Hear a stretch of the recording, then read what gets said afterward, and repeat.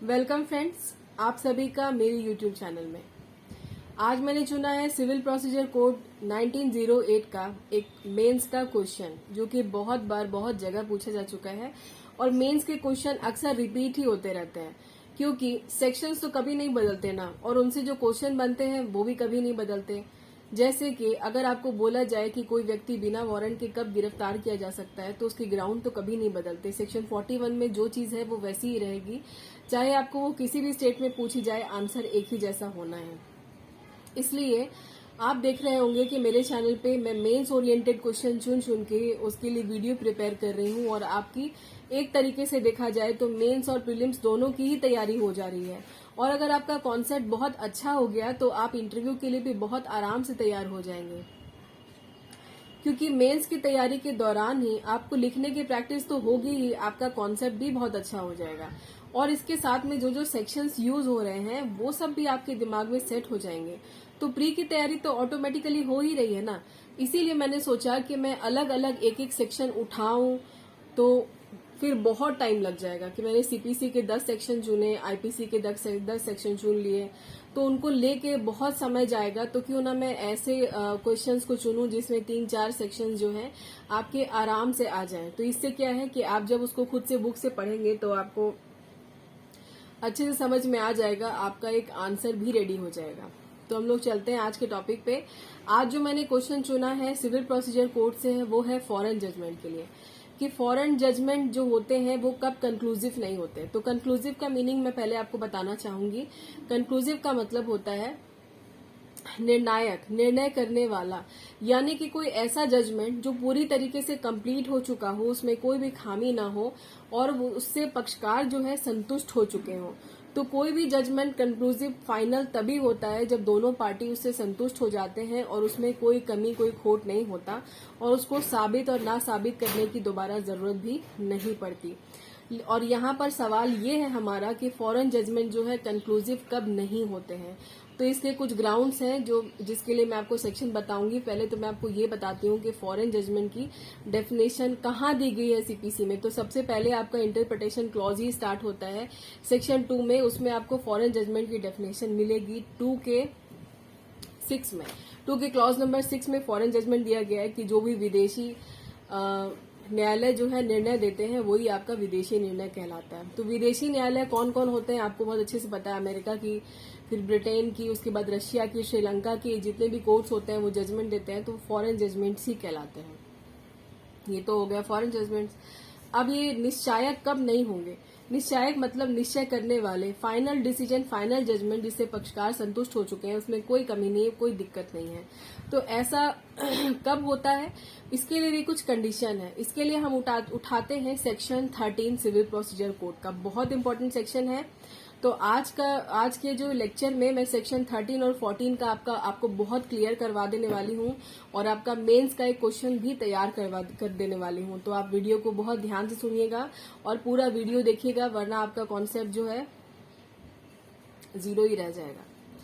तो स्टार्ट करते हैं हम लोग पहले पॉइंट से। सबसे पहला पॉइंट है सेक्शन नंबर 13 का, कि कोई फॉरेन जजमेंट कंक्लूसिव कब नहीं होता है। तब नहीं होता है जो देखने वाला जो कोर्ट होता है उसके पास में कम्पिटेंट ज्यूरिसडिक्शन नहीं होता है देखने के लिए। आपको अच्छे से पता होगा कि कम्पिटेंट ज्यूरिसडिक्शन क्या होता है, यानी पूर्ण क्षेत्राधिकार। जो भी कोर्ट जिस मामले को देख रहे हैं उसको उस मामले को देखने की अधिकारिता, क्षेत्राधिकार होना चाहिए। अब क्षेत्राधिकार कोर्ट के क्या होते हैं ये आपको सीपीसी और सीआरपीसी दोनों में पढ़ना है। मैं अभी क्षेत्राधिकार नहीं बताऊंगी आपको, ये इसकी चर्चा फिर कभी होगी, और वैसे आप लोगों को पता ही होगा। तो फॉरेन जजमेंट कब कंक्लूसिव नहीं होते हैं का पहला पॉइंट है कि जब किसी कोर्ट के पास में किसी मामले को देखने का क्षेत्राधिकार यानी कम्पिटेंट ज्यूरिसडिक्शन मौजूद ना हो, उसके बाद भी वो उस मामले को देख के रेडी कर दे, डिसाइड कर दे, तो माना जाएगा कि कोर्ट ने इन कम्पिटेंट ज्यूरिसडिक्शन में उसको देखा है, यानी कि क्षेत्राधिकार के बिना ही उस मामले को डिसाइड कर दिया है। तो इस तरह के डिसाइडेड जो मामले होते हैं वो कंक्लूसिव नहीं कहलाएंगे। ये इसका पहला पॉइंट है, आपको कभी नहीं भूलना है।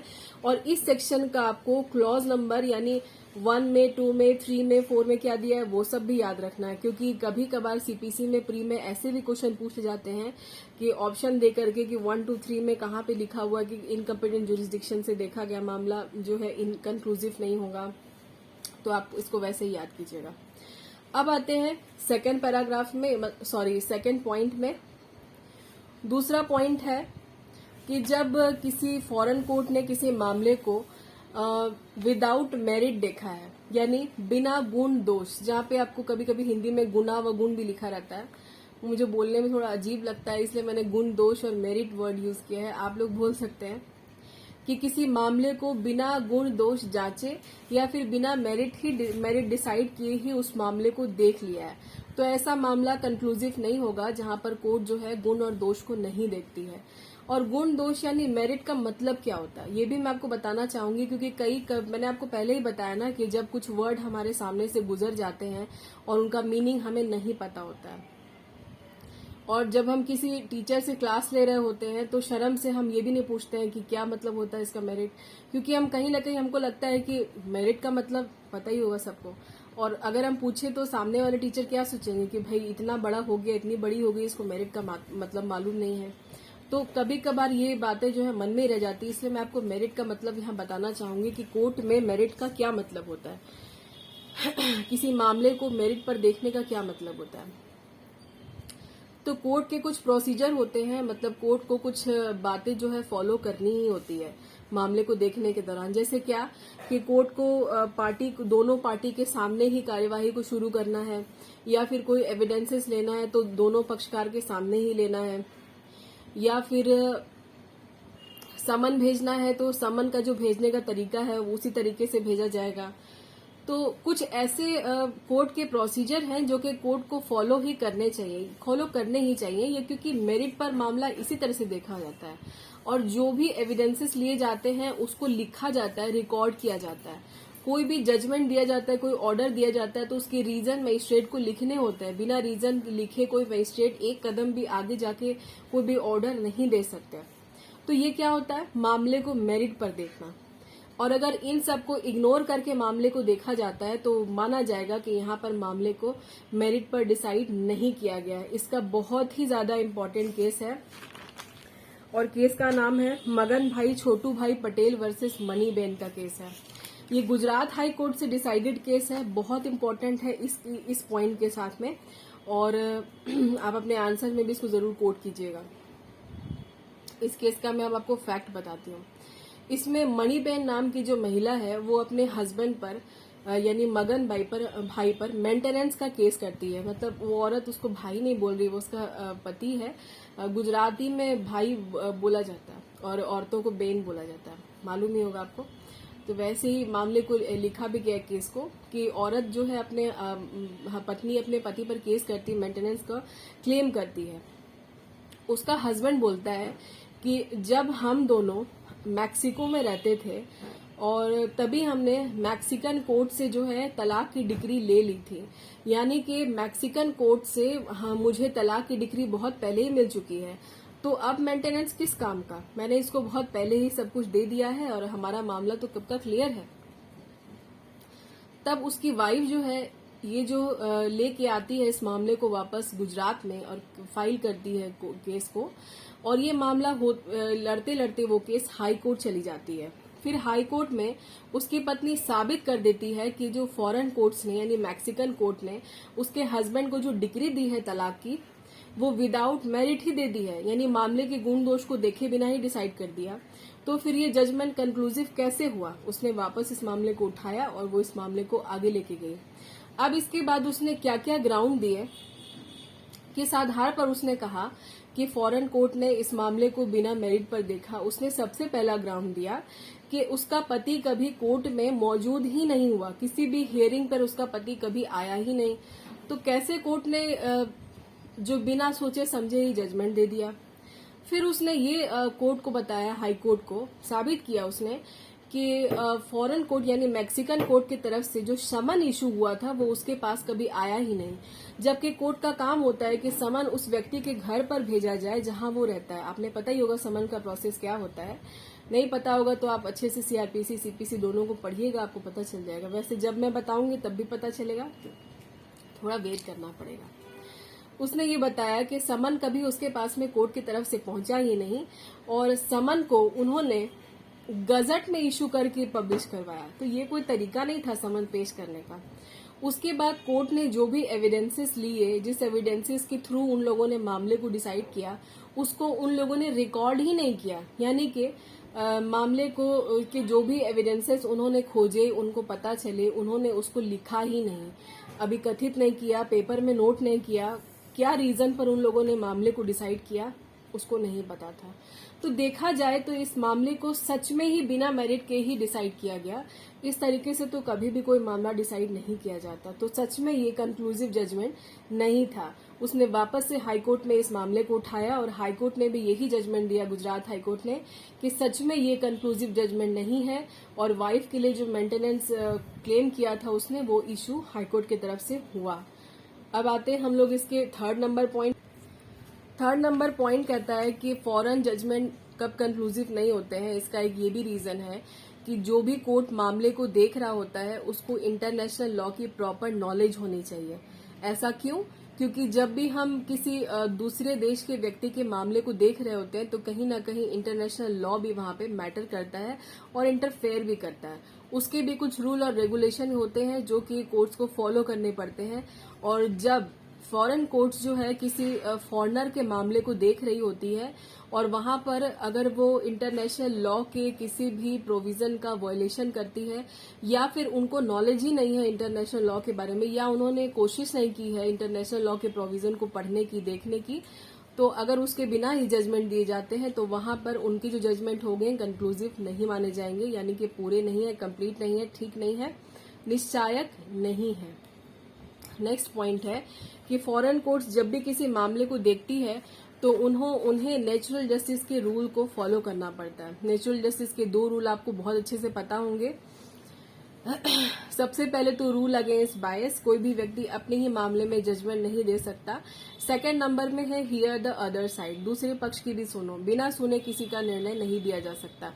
तो अगर कोई फॉरेन कोर्ट जो है अगर कोई जजमेंट देती है और नेचुरल जस्टिस के दोनों रूल को फॉलो किए बिना ही दे देती है तो माना जाएगा कि उनके जजमेंट यहाँ पर निश्चायक कंक्लूसिव सही नहीं होंगे। इसके बाद है कि अगर फॉरेन कोर्ट ने किसी मामले का को जो डिसीजन दिया है वो फ्रॉड के आधार पर दिया है, मतलब कोर्ट यहाँ पे फ्रॉड नहीं कर रही है कि किसी जो दूसरी पार्टी है केस की, उन्होंने फ्रॉड करके कोर्ट को बरगलाया, कोर्ट को झूठा एविडेंसेस दिया, झूठे गवाह वगैरह पेश किए और उस आधार पर फिर जब कोर्ट ने डिसीजन दे दिया तो ये फ्रॉड पे ही जजमेंट आया ना। तो इस आधार पर अगर जजमेंट दिया है कोर्ट ने तो इस तरह के डिसीजन जो है कंक्लूसिव नहीं माने जाएंगे, ये जजमेंट जो है सही नहीं होगा। इसका अगला पॉइंट है और लास्ट पॉइंट है कि जब कोई फॉरेन कोर्ट्स उस तरीके की जजमेंट देती है जिसकी वजह से भारत में कोई ऐसा लॉ जो अब इन्फोर्समेंट में नहीं है उसको उठाने की कोशिश की जा रही है, यानी कोर्ट ने कोई ऐसा जजमेंट दे दिया जो कि उससे संबंधित है, उसको कानून से संबंधित है जो कि अब भारत में लागू नहीं है, और अगर उस जजमेंट को कंक्लूसिव मान लिया जाए तो भारत में उस तरीके की लॉ की इन्फोर्सिबिलिटी की बात वापस से उठ जाएगी जो कि अब भारत में मान्य नहीं है, तो ये भी गलत होगा। यानी इस तरह के जजमेंट जो है कंक्लूसिव नहीं माने जाएंगे, यानी कि जो कानून अब भारत में लागू नहीं है, इन्फोर्समेंट में नहीं है, उसको फॉरेन जजमेंट के थ्रू उठाया भी नहीं जा सकता। तो इस तरह के जजमेंट अगर दिए गए हैं उस तरह के एक्ट को लेकर के अब जो भारत पे लागू नहीं है उस तरह की जजमेंट मान्य नहीं होंगे। तो ये था आज के क्वेश्चन का आंसर। अब इसके साथ में आपको सेक्शन 14 भी मेंशन करना चाहिए मेरे हिसाब से, क्योंकि यहाँ पर उपधारणा वाली बात की जा रही है। सेक्शन 14 कहता है कि आप फॉरेन जजमेंट्स को कब सही मानेंगे, कब उपधारणा करेंगे कि आपके पास जो फॉरेन जजमेंट आया है वो सही है, उसमें कोई गलती नहीं है। मतलब आपको अपने आंसर को कंक्लूड करने के टाइम पे सेक्शन 14 बहुत बड़ा नहीं है, बहुत छोटा सा है, आपको उसको जरूर डालना चाहिए।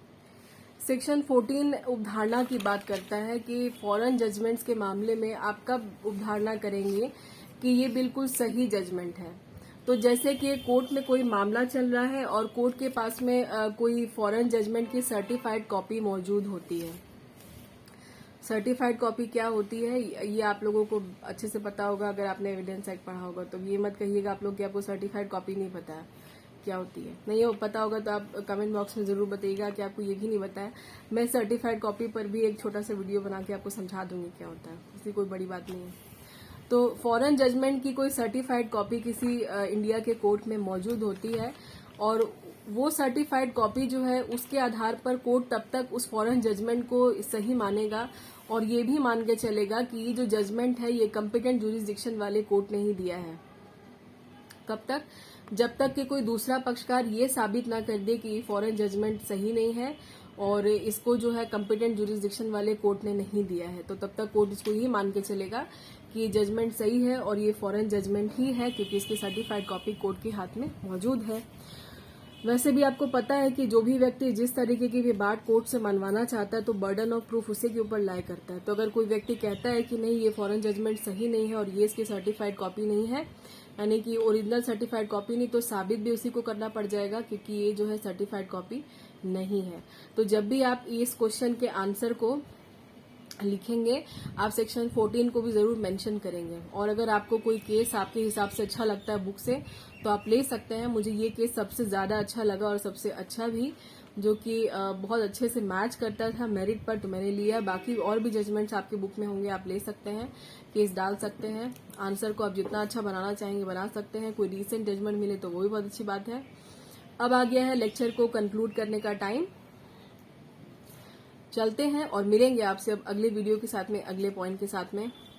अब जाने के पहले मैं वही रिक्वेस्ट आपसे करूंगी जो हर यूट्यूबर करता है, वही आपको भी पता है क्या बोलने वाली हूं मैं, कि अगर आपको मेरा वीडियो पसंद आता है, मेरी पढ़ाई अच्छी लगती है तो आप मेरे चैनल को सब्सक्राइब करें, बेल आइकन प्रेस करें। नहीं समझ में आती है तो ना करें बिल्कुल भी। और अगर आपको वाकई में मेरा लेक्चर पसंद आता है तो आप प्लीज लाइक करें। मुझे पता चलता है उससे ना कि कितने लोगों को पसंद आ रहा है। आप लोग बिना लाइक किए ही चले जाते हैं सुनने के बाद, क्योंकि व्यूज बहुत सारे आते हैं तो पता चलता है कि बहुत लोग इसको देख रहे हैं, लेकिन लाइक नहीं करते हैं। और अगर अनलाइक कर देंगे तो वो भी पता चल जाएगा ना कि आप लोगों को पसंद नहीं आ रहा। तो कम से कम अनलाइक लाइक दोनों में से कुछ भी करें, कुछ जाता तो है नहीं, कोई टैक्स तो नहीं लगता है, कोई पे भी नहीं करना पड़ता आप लोगों को। तो प्लीज लाइक अनलाइक मार दिया करें, दोनों में से जो आपको अच्छा लगे। और जो आपकी परेशानी हो, जो आप मुझसे कहना चाहते हैं, जो आपके मन की बात है या कोई भी बात है, पढ़ाई से रिलेटेड हो, कोई एक्ट से रिलेटेड हो, आप मुझे कमेंट बॉक्स में लिख के बता सकते हैं। मैं बिल्कुल आपके बातों का जवाब दूंगी, आपसे बात करूंगी, कोई दिक्कत नहीं है इसमें। आप लोग मन लगा के पढ़ाई कीजिए, अपना ध्यान रखिए। आपसे अगले लेक्चर में मैं वापस से मुलाकात करूंगी। Bye bye.